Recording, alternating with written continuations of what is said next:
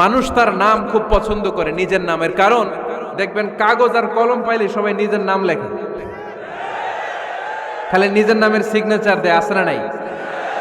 এরপরে দেখবেন যে কক্সবাজারে গেলে সাগরের তীরে বালু পাইলেই বালুর মধ্যে নিজের নাম লেখে, আবার ওই নামের পাশ দিয়ে লাভও আঁকে, আছে না নাই? আমি অনেক দেখেছি সাগর পারে গেলেই মানুষের মন উথাল পাতাল করে, তো সাগরের বালিতে নিজের নামটা বড় করে লেখে চারদিক দিয়ে লাভ, মানে এই নামটারে আমি লাভ করি। এটা প্রমাণ করে প্রত্যেকে নিজের নামটারে বড্ড বেশি ভালোবাসে, ঠিক কিনা? এজন্য ফেনীর সোনার টুকরারা, খবরদার বন্ধুরা, নিজেরা যেন একে অপরকে এমন নামে না ডাকি যে নাম শুনলে সে কষ্ট পায়। আজ থেকে কোনো বাজে নামে কাউরে ডাকা যাবে?